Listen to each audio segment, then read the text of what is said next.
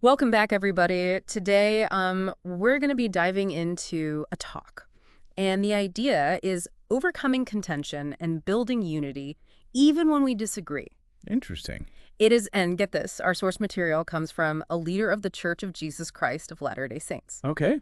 Now, I know what you might be thinking, is this just for a religious audience? Right. But trust me, the insights here are surprisingly relevant to anyone who's ever faced disagreements or conflict, Well, which is pretty much all of us, right? absolutely. Hmm. Whether you're dealing with clashes at work, family squabbles, or even just differing opinions with friends, Right. the principles we're about to unpack can help navigate those situations with more grace and understanding. Exactly. So one of the things that really jumped out at me was this idea of a spiritual stress test.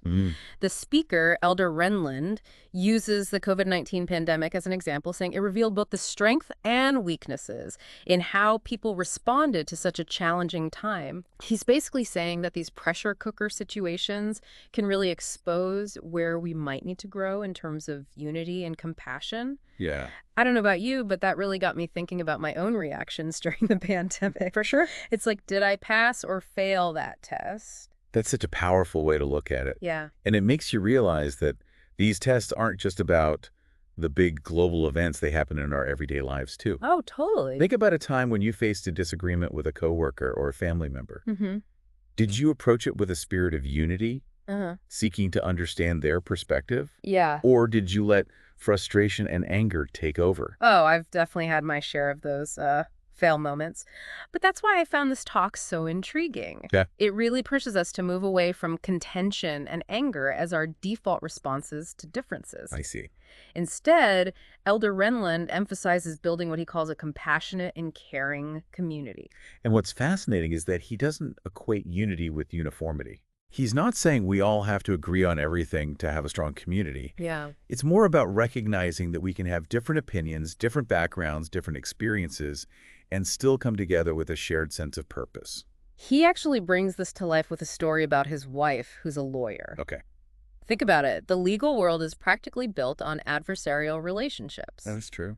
But his wife found a way to not only disagree respectfully with opposing counsel, Wow. but to actually build friendships with them. That's amazing. I mean, if she can do that in that environment, it gives me hope that we can apply that same principle to all sorts of situations in our lives. It's a powerful reminder that even in the most contentious settings, there's always room for compassion and understanding. Absolutely. And it all starts with shifting our mindset away from, I'm right, you're wrong, to a place of genuine curiosity about the other person's perspective. Okay, so let's dig a little deeper into what Elder Renlund means by contention. It's more than just avoiding arguments, right?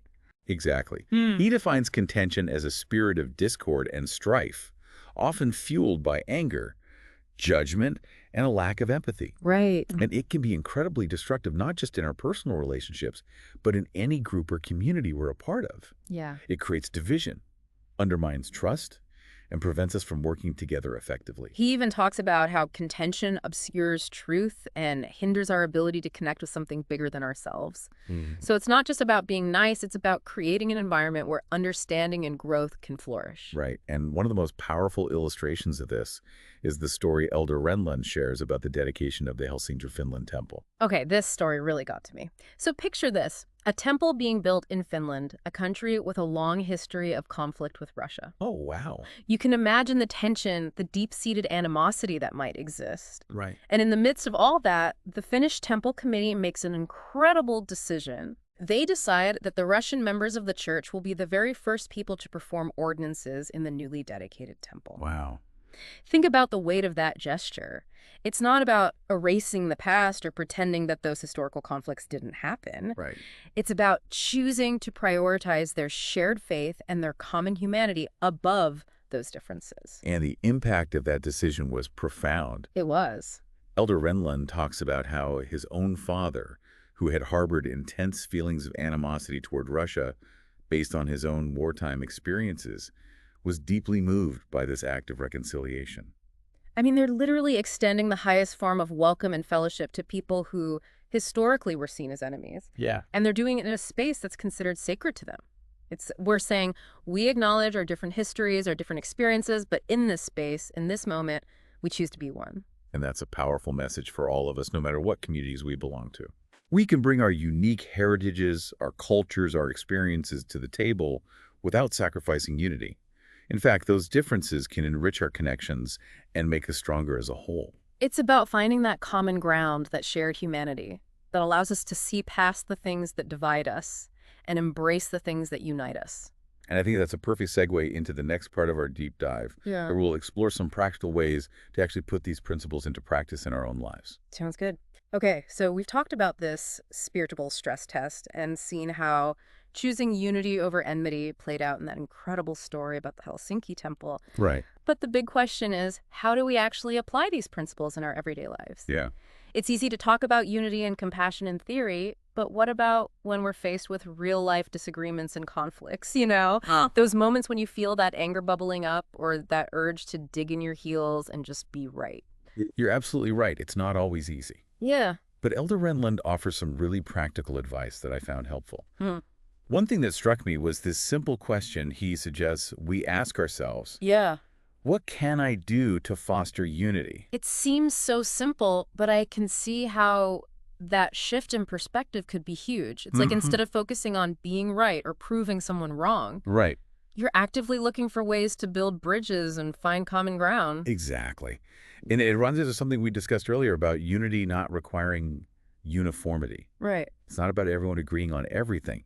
It's about creating a space where people feel safe to express their opinions, even if they differ from our own. Yeah. And that requires listening with an open heart and mind, even when we're hearing things that challenge our own beliefs. That reminds me of a situation at work recently.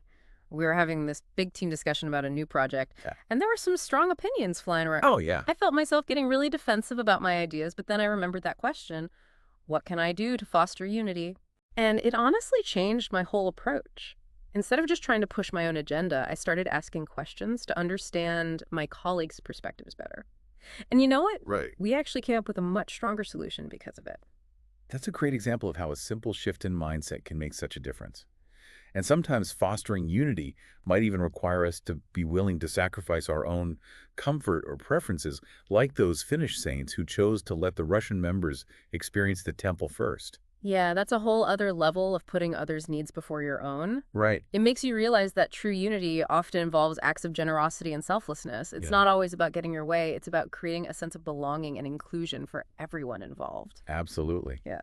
And Elder Renlund also emphasizes approaching disagreements with meekness, patience, and kindness, which, let's be honest, can be really hard, especially when emotions are running high. Oh, for sure. It's so easy to get caught up in that cycle of outrage and judgment, especially in today's world, where everyone has a platform to share their opinions, Yeah. often in the loudest and most extreme way possible. Oh, I know what you mean. Social media can be a breeding ground for contention. Totally. But what I appreciate about Elder Renlund's message is that he's calling for a different way of engaging with each other, even when we disagree. It's about recognizing that the person on the other side of the screen, or even across the table from you, is a human being with their own unique experiences and perspectives. Right. And instead of assuming the worst about them, we can choose to assume the best. Right. We can try to see their humanity, even if we don't agree with their views. It's like choosing to see the person behind the opinion. And it can be so challenging, but I think it's the only way we're going to bridge the divides that seem to be getting wider and wider these days. He uses this phrase that I just love, seek to moderate and unify. Mm. Instead of adding fuel to the fire of contention, we can be peacemakers. We could look for common ground, even if it means compromising or letting go of the need to be right all the time. And sometimes walking away from an argument, choosing not to engage in what he calls doubtful disputations, can be the most courageous and Christ-like thing to do. Right. It's about recognizing that some battles just aren't worth fighting and that our energy is better spent elsewhere. It's about being selective with our battles and focusing on those where we can truly make a difference. And it's about protecting our own spiritual well-being by not allowing ourselves to be dragged down by negativity or drawn into pointless arguments. Which brings us back to that core message of prioritizing our relationship with God and our discipleship of Jesus Christ above all else. It's about remembering that our primary identity is as children of God, and that we're all part of the same spiritual family, regardless of our differences. And that's a powerful reminder in a world that often feels so divided and fragmented. It's a call to rise above the pettiness and strife and seek a higher way of being. It all sounds so inspiring, but I have to admit, I still feel a bit overwhelmed. Like, how do we actually live this stuff in the real world? It's one thing to talk about it, but putting it into practice day after day, that's the challenge, right? You're so right. It can feel daunting. But Elder Renlund acknowledges that. He doesn't sugarcoat it. Yeah. He reminds us that this is a lifelong journey and we're not going to get it right all the time. Right. But he also offers a powerful reminder that we're not alone in this effort. We have each other, and we have the power of God's love to help us overcome our weaknesses and become more like him. It's about relying on grace, isn't it? Acknowledging that we can't do this on our own strength, but that with God's help, all things are possible. And remember that story about the Finns and Russians coming together in that Helsinki temple? Okay. They didn't suddenly erase all their historical baggage or magically agree on everything, Right. but they chose to prioritize their shared faith above their differences. And in doing so, they created something truly beautiful and inspiring. It's a testament to the transformative power of grace and forgiveness. And it gives me hope that even in a world that often feels so divided, unity is still possible if we're willing to put in the effort. So as we wrap up this deep dive into this thought-provoking talk, I'm left wondering, how do WE become part of that story? Right. How do we take these principles and apply them to our own unique circumstances? It feels like we're being challenged to take this lofty ideal of unity and figure out how to make it real in our messy, complicated lives. I mean, where do we even begin? Well, I don't think it's about finding some grand sweeping solution. Right. It's more about those small everyday choices we make. Okay. It's about being intentional in those moments when we're tempted to react with anger or frustration or judgment. So it's like a muscle we need to exercise. Yeah, The more we choose unity over division, understanding over judgment, the stronger that muscle becomes. exactly. And those choices might look different for each of us. Yeah. Maybe it's reaching out to someone you disagree with and genuinely trying to understand their perspective. Okay. Or maybe it's choosing to respond with kindness and patience in a situation that normally triggers you. It could even be as simple as scrolling past that inflammatory post on social media instead of getting sucked into a heated debate. Right. Sometimes disengaging is the most unifying thing you can do. It's like we're each being given this invitation to be part of something bigger than ourselves, to be peacemakers, bridge builders, those who choose to see the good in others even when it's hard. And I think that's what struck me most about Elder Renlund's talk. Yeah. He wasn't just preaching a feel-good message about unity. He was issuing a call to action. He reminded us that if we are not one, we are not his. Wow, that's powerful. It really drives home the point that unity isn't just some optional add-on to our faith or our values. It's fundamental. It's the foundation of a truly Christ-centered life. And it makes me wonder what would happen if we all took that to heart. What kind of impact do we have on our families, our communities, even the world, if we truly committed to living that principle every single day? It's almost like a ripple effect, right? If each of us makes a conscious effort to choose unity, even in small ways, those ripples will eventually spread outward, creating a wave of positive change. What a beautiful image, and it leaves me feeling hopeful even amidst all the division and conflict we see in the world today. Me too. So as we wrap up this deep dive, I want to leave you with a question, something to ponder as you go about your week. What resonated most with you today? Was it the story about the Helsinki temple, the idea of a spiritual stress test? Yeah. Or maybe that simple question, what can I do to foster unity? And more importantly, what's one small step you can take this week to bring that ideal of unity to life in your own sphere of influence? It might be something as simple as a kind word, a gesture of forgiveness, or a willingness to listen with an open heart. Whatever it is, I encourage you to embrace the challenge. Because as we've seen today, the power of unity is real, and it has the potential to transform not only our individual lives, but the world we share.